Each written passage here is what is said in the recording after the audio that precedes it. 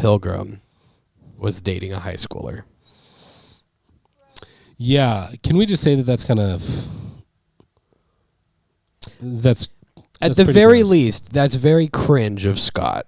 At the very least. Yeah. Because he's supposed to be like 20. 22. 22, yeah. Oh, 21. 21. Yeah. The talent is 22 years old. Correct, yes. Yes. And he's 21. So basically out of college age. Right. So it's kind of weird. She's It's in that weird... simple saying predator. I mean, I agree with that. I think that's really... Two very different lifestyles at that point. The only saving grace is that they didn't really... It wasn't like a relationship. They hung out with each other. They went to arcades. Yeah. Held hands once. She surprise kissed him at the end of their relationship when he was about to break. So, like, they didn't really do anything physical. So that's the only saving grace. It doesn't make Scott any less weird, but yeah, he's dating a high schooler and is in a band. Why is he dating a high schooler, though? Because he's got self-image issues. And she's kind of just a rebound, to be honest. Yeah, from Envy Adams, who he hasn't been with for like 7 or 8. No, it's been months. Oh, no. It was months. Was it? Yeah.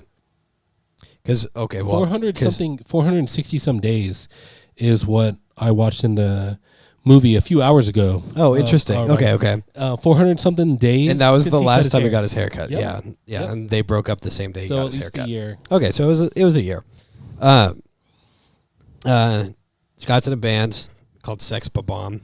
It's a joke about the Ba-Bombs from Mario. And how sexy they are. They're all nerds. They're all very big nerds. And in the actual graphic novels, they're even bigger nerds. I'll get to that. Well, let's introduce the friend group. So you've got Kim. She's on drums. She and Scott had a thing. She's the you've got very Neil. stoic. You got Neil, the talent. He's the singer. Neil. No. Then you got young Neil. Wait, there's not two characters named Neil. I thought there was. Oh, did they? Let's. Hold on. Hold on. We gotta. Do you got it? I think I got it. Yeah. Oh, so yeah, Steven Stills. Steven Stills. Yep. Then you got young Neil. Yep, young Neil. And that's pretty much the whole band and Scott. And young Neil's basically just there as like a roadie because he doesn't do anything. Yeah, he's just the friend that kind of hangs out, but his role changes. The high schooler that Scott is dating is Knives Chow. She's obsessed with him for some reason. She's definitely probably a kid. because he's an older man and she's a high school girl. And he's in a band that she thinks is pretty good. Which they're not really that great. Excuse me for rushing through the story because it's another one of those. This is a very simple story. Yeah. But Scott eventually gets they go to a party hosted by one of their friends who's Aubrey Plaza. Well, yes, Aubrey Plaza. And at that party she plays the same character she plays in real life, which is being her. Wait, but he has a dream about Ramona. Oh, that's right. The party. That's important. Yeah. Scott has a dream about some weird girl in roller skates and steampunk goggles and colored hair. And then he goes to the party, sees her and goes, "That's the girl from my dreams." Walks up to her and goes, "Did you know that they changed Pac-Man's name from Puckman to Pac-Man because his name was Puckman because in Japan the word paku paku means to eat, but they changed it to Pac-Man in the English version because they could easily change it from Pac-Man to scratch out the P, change it to an F." And she thought that was really weird of him to say, and it didn't go well. Which shows the dichotomy, because when he's with Knives, he gave her that same line, and she was loved like, so cool. She's like, cool. Yeah, she loved so that's kind of his go-to Tinder opener line. Yeah. And so was Scott not having it. goes back to his no-bedroom apartment with his gay roommate, Wallace, who absolutely carries the movie, Kieran Culkin. I love Wallace He's so good. much. He's so good. And Wallace pays all the bills, just so you know, because And he Scott owns all the doesn't have a stuff. job. Yeah, he owns also all the owns stuff. That was one of my favorite scenes. Is he was like, because he starts talking about a girl. Yeah, he starts talking about a girl, and he's like, "Oh, does this mean that we can't sleep in the same bed together?" And he's like, "Do you see another bed in here?" And he's like, looks around. He's like, "No, but actually, I do own everything in here. You're totally my bitch forever." Yeah. So Scott gets a bit obsessive and tries to figure out how to get in contact with this girl again, Ramona. And how does he find out that she's? Because Aubrey Plaza and Anna Kendrick are best friends, and Anna Kendrick learned that she worked for Amazon. Ah, yes. There we go. Which in the Netflix version got changed to she works at Netflix. Really? Delivering the DVDs for Netflix. Yeah. Really? Yeah. Did not know that. Yeah, no, it's weird. It's just a funny little thing they did. And in the graphic novels, she just worked for a delivery company. Yeah. It wasn't specifically Amazon. And while Scott's learning about the internet, he gets an email from some rando dude that's like, "I'm going to fight you. You and I are going to fight for our honor and whatever." And Scott doesn't read it because why would he? Something, seven deadly, something. Yeah, blah, blah, something, blah. something. He's like, "Whoa, this is so boring." Delete. Yeah, continues great to line. order his Amazon package. Yeah, and then Ramona shows up and is not creeped out by him this time as much, I guess. And then she agrees to go on a date. Yeah, there's a good line there because he says, "Hey, remember we met at the party?" And she's like, "Were you the Pac-Man guy?" I was like, "No, that guy was a complete ass. That was the other guy." Yeah. I mean, they have some cute banter. He's still dating Knives at this point too. By the way, this is a huge point for his actual character himself. Yeah. He's kind of a punk. I think when you take Scott Pilgrim at face value, he's kind of like a horrible person that I don't really like at all. And you are supposed to feel that way about him, for sure. Only in hindsight, because as you watch the movie, you're like, oh, he's kind of just a fun, goofy, carefree kind of guy. Yeah. That gets a pass. But if you really think about it, you're like, this is a horrible person. Yeah, no, he's human garbage. For sure, human garbage. Not like in a, oh my god, he's caused a genocide, but more in a, come on, dude, you just not be that like that, you know? Yeah, just be different, be better, bro. Have some. No, I'm not saying that. So they go on their little date. It's they quite literally just go hang out outside on a swing set. Go for a walk, yeah. And then Ramona takes him through the mental passageway. Man, if only dating were actually that easy, man. No, go ahead. That's it. It's not that easy. Because they go for a walk, it's cold, and then all of a sudden they're in a relationship. Yeah. Is it that easy? I don't think so. Not for me, at least. Unless he's just got that crazy Scott Pilgrim riz, you know what I mean? I'm married. Yeah. So. But you know what can I say? I feel like a lot of guys, the Ramona Flowers character, I think that's very attractive to a wide array of men. That is a type. Yes. It's the manic pixie dream girl. Oh, is that the official name for it? That is the official name for it. From where? Pop culture. Pop culture, okay. Yeah. We all love that kind of manic pixie dream girl, like Ramona Flowers, anything that Zooey Deschanel plays.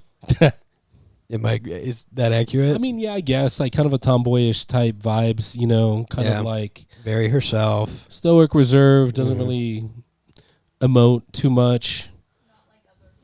Not like other girls. Not like other girls. Yeah.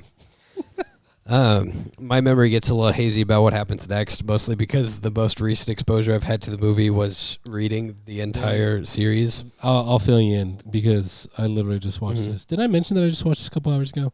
They literally. You always do that too, which I think is the best way to do it. Yeah. So they literally go back to her place for some tea. Yeah. To warm up, and then of course he's overflowing with Riz. So she sees that he's cold. Can I get you a blanket? Yes, please. He gets impatient. He goes in and she's changing.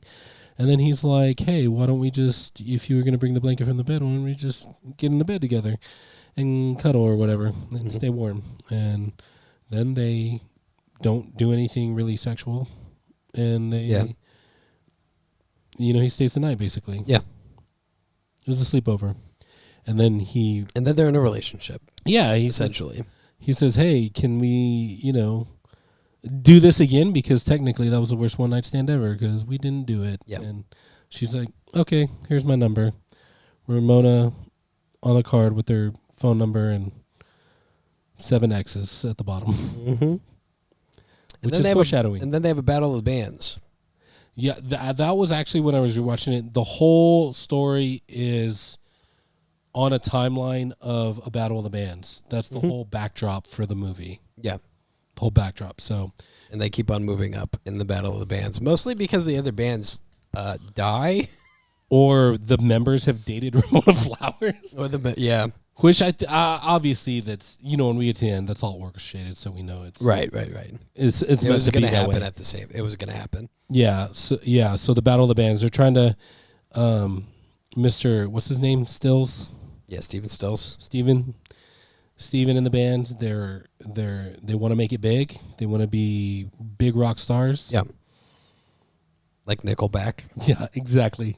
I was hoping you were going to get that. I was going to try to say another line, but I forgot the rest of the lyrics. Because this is not full-time music fans, it's full-time movie fans. Yeah, that's a different channel. We don't remember music lyrics here. Yeah.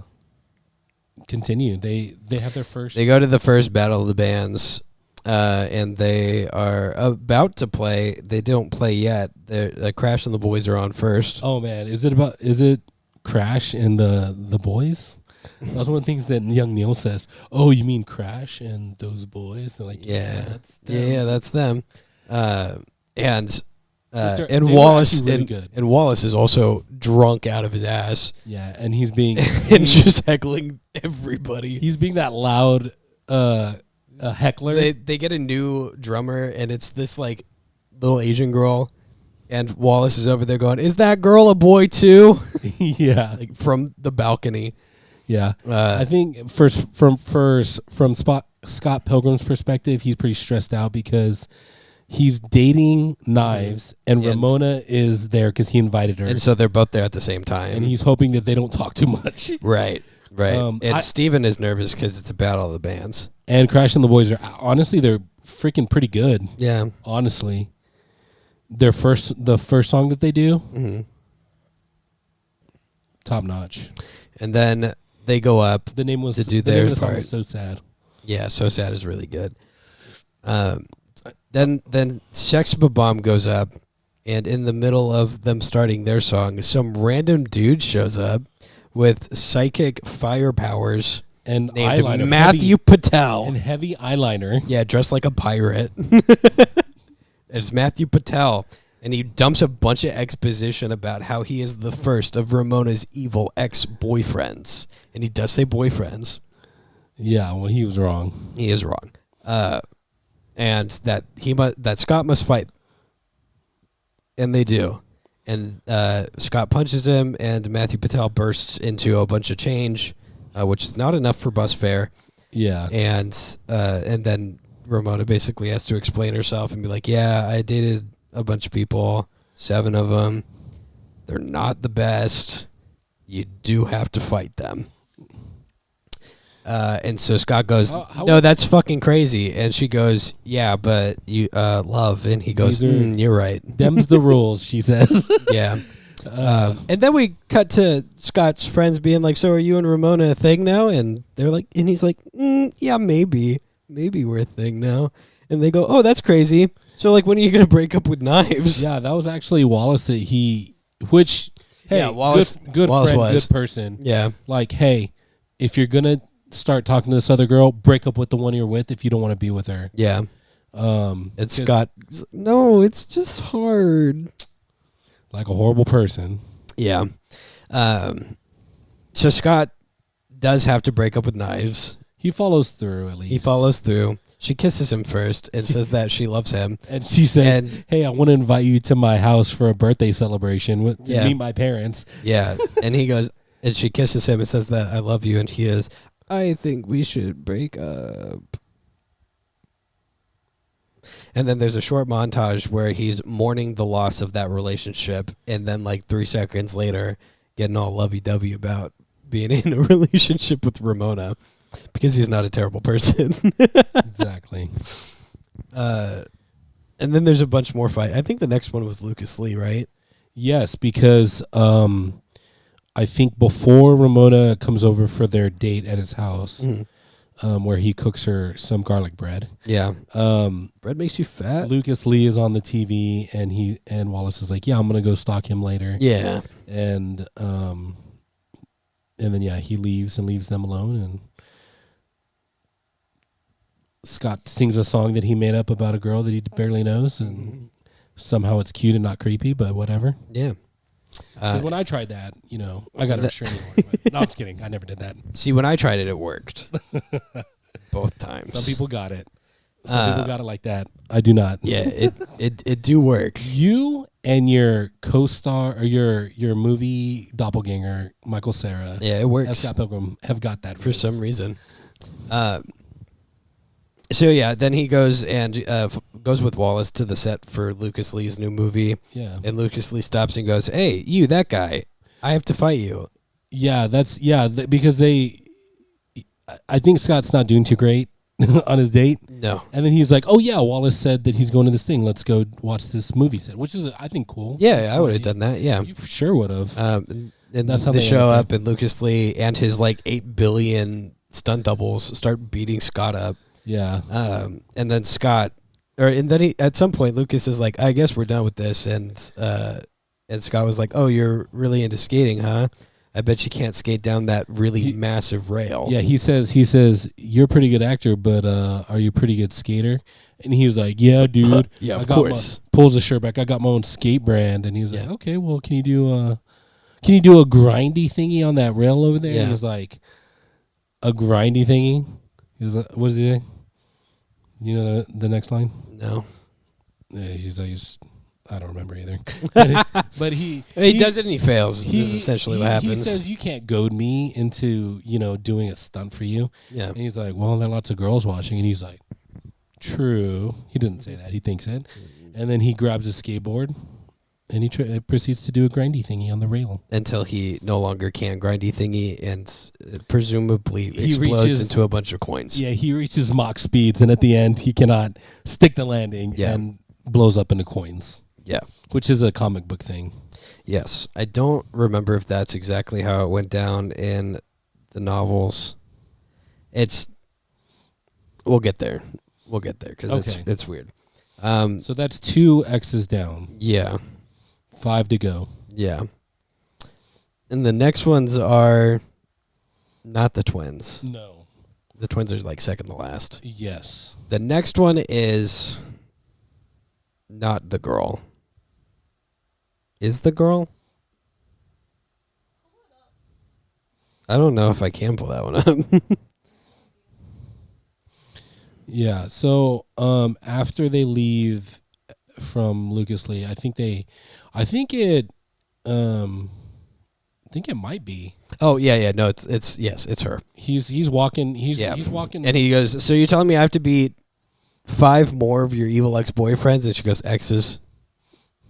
And they have a little bit of a fight about it. And he's like, "This is ridiculous. I don't think that there's any reason this needs to happen. I don't need to be fighting your ex-boyfriends, exes." And he goes, "Why do you keep on saying that?" And then she pops up. Well, she tries to ambush him in an alley, I guess. Yeah. And then she disappears for a little bit, and Scott's just kind of getting over it. He's going to some party. Yeah. With her, and she's there. Yeah. Well, she shows up. Yeah. They get into a little bit of a fight because he's like, "Yeah, why do I have to? Why do I have to almost die? You know what I mean? Like, yeah. Why don't you just give me a list of all these people you had sex with, and then that way I can, He's drunk. He's a little upset. I mean, rightfully so, I think. Yeah, it's weird to have to fight. Fight your significant other's exes. Yeah. And so they show up. I don't remember her name. And Scott has some moral quandary with fighting a girl. He has no problem with dating underage ones, though. No, but just problems fighting them. And so he's very Ramona fights her, kind of gets her weak spot. Yeah, it was cool. She does the whole like cartoonish. Yeah, pulls the big old hammer out of her bag. Yeah, that's her thing. She uses Scott Pilgrim hands to fight her because technically the rule is whatever. Yeah, he has to defeat her. I don't know. That one's kind of rushed, but like it's there. Yeah, this was the weirdest one I'm going to tell you right now for the graphic novels. Oh, really? Because she lingers for like an entire book. There's only 6, and there's seven evil X's, right? Yeah. So she lingers for an entire one, which is not usual. Yeah, apparently it's not one fight. It's like a small fight every once in a while. Yeah, apparently he wins by hitting a sensitive spot behind her knee that just that takes her out. Yeah, she just explodes into coins over that kind of stuff. Yeah, and then the next evil X comes with Scott's evil X, Envy Adams, and I don't remember his name, the vegan one. Yeah, but he played Superman. Yes, in he The did. Return of Superman. Yes, he did. And so this is where Ramona gets to meet Envy Adams, Scott's evil ex. Yeah, who is Brie Larson. Brie Larson, who sings a Metro song, and it's very good. It's a very good song. It's a very good song. There was a time where it was like in my head, and I would like look it up on YouTube just to replay it. Yeah, no, I listened to it a lot. Yeah, it's very good. It was in our wedding playlist. What's the Clash at Demon Head is their band name. Yeah, and so they get invited backstage after a Clash of Demon Head's show because Envy likes torturing Scott. Just salt in the wound. And we learned that the Envy, bassist... Salt in the Wound Adams. You can workshop that one. Okay, all right. Put in the comments a better idea than that one. And we learned that Ramona dated the bassist, who has vegan superpowers. Because being a true vegan gives you superpowers. Yeah. And so Scott has to fight him. Scott's no match for him, though, because he's... like got Superman, vegan superpowers. He can fly, he can choke you. And so they go to a base off, which he still loses. He's clearly outclassed. We also learned throughout the movie that Scott is just not a very good bass guitar player. Scott lacks follow through with basically everything. Yeah. Yeah. And so the way that Scott beats him is by offering him a drink of coffee. I think this was a with smart vegan move. This was creamer. Yeah. And he's like, oh well, haha, I know that you put real creamer in there, and I'm not gonna drink that. Yeah, part of the power skill set of being a vegan is apparently you can read people's minds. Yeah, and so he got 2 coffees, put real creamer in one and vegan creamer in the other. Soy or something like that, and switched it around. Well, in his mind. Yeah, he was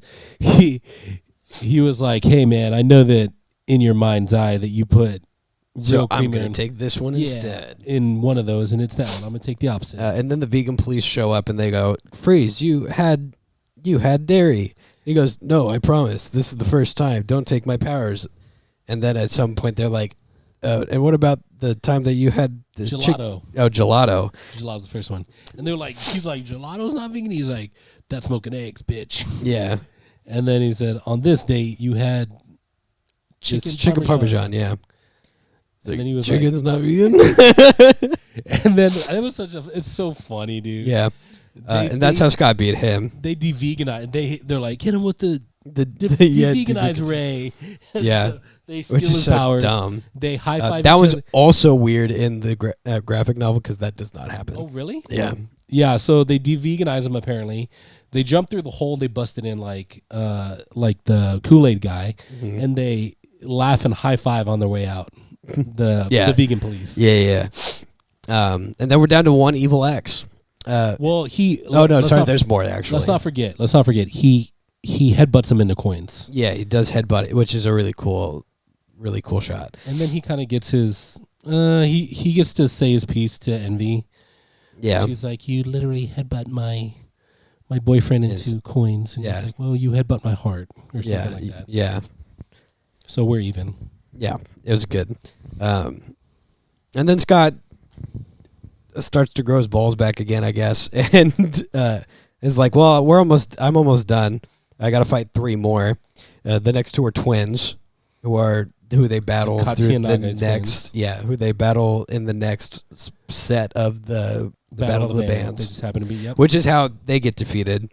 So good one for Scott and the rest of the gang. And can I just say, what an eclectic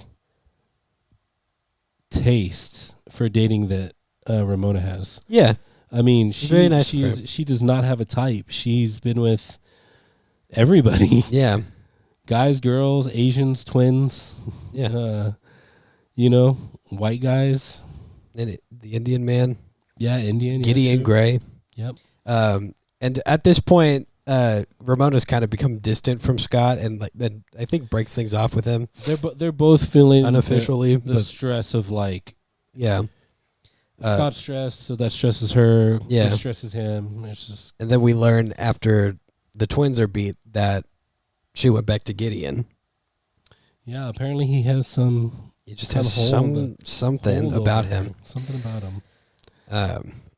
So Scott Gideon gloats, gets depressed again, as he does. Yeah. His band members replace him with young Neil because young Neil's better. Yeah, and they get invited to go and play at Gideon's new. They get a contract. And they all sign it immediately, and Scott doesn't because he's like, right, which is why he gets replaced. Guy who stole my girl. Yeah. And then Scott, I don't remember what gets him.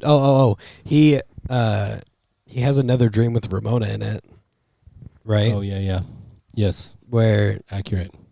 Was this before or after he's? Yeah, no, it has to have been before. Yeah. Where he's like, "Why'd you leave me for that guy?" And she said, "He has a hold on me." Yeah. And he's like, "But that creepy guy has a hold on you?" And she's like, "No, really, he has a chip in the back of my head. He controls me with mind control, literal mind control." And so he's like, "Oh, I gotta beat this guy up. This guy's evil." Yeah, and so he goes to the new. I don't remember what it is. It's like an event center place that Gideon made in Toronto, and challenges him to a fight. And Scott loses and dies. Yeah. And then he goes back into his head, and Ramona's back in his head, and she's like, "Hey, I know that you're here fighting for me, but why? Yeah. There's no point." And so he gets to run it back like a video game. Well, because he earned a one-up life earlier. When I think Kim told him to get a life. Yeah. And then he did. It's kind of funny. It was a fun little moment that you could miss very easily. Yeah. So he died, but his one-up gave him a do-over. So he got to do it over again. Yeah, because the first time he fights Gideon, a sword comes out of his chest for the power of love. That's right. Yeah, and then it's not strong enough. He gets defeated. Yeah. He dies. His one-up resets him. Yeah, and then he gets back in, and he faces Gideon again, and Gideon goes, "What, are you going to fight me for her?" And Scott goes, "No, I'm going to fight you for myself." And then another sword pops out of his chest. And you hear Bill Hader say, "Scott learned the power of love." Or the power of self-respect. Yeah. And then he fights Gideon and wins. Yeah, he beats him that time. Well, everybody's fighting. Everybody is fighting. Yeah, because Ramona's fighting Knives. Knives shows up, and she's like, "You stole my boyfriend." Yeah. And she's like, "You're the bad one, Ramona. I'm gonna fight you." Yeah. And this is where Ramona learned that Scott cheated on her with. Oh yeah. She basically cheated on both of them. Good luck. And then they all eventually fight Gideon, I think. Yeah. And then that's how they beat him. And then Scott afterwards has to fight himself, a trope that you apparently don't like. Nega Ninja. Apparently you don't like that trope. I mean... but they leave him to fight himself, and he actually just walks out of the place, and they hang out, and they're going to go get brunch. Yeah. See, that's different. That's nice. But then cool. Scott and Ramona break up. Yeah, she's kind of like, you know what? Bye. Yeah. And then Scott and Knives, maybe? Well, yeah, because she's like, dude, what about Knives? Like, she's great. You know what I mean? Yeah. And he's kind of like... Scott's like, Knives is great. But he should find time for himself, which I think is probably the best way to do that. He didn't, though. He went and followed Ramona. That's right. Hey, you. How'd you like that episode? Did you like it? You like movies? You like this one? Do you? You should subscribe to this channel right now. Also, as well. Yeah. You got friends? Yeah, you do. Do you? Hopefully. Show it to them. Show it. this to them. Prove it. Prove it to us you got friends. There's other videos to watch, too. Why don't you watch those if you're so cool? Yeah, prove you're not a bot. Leave a comment. Nerd.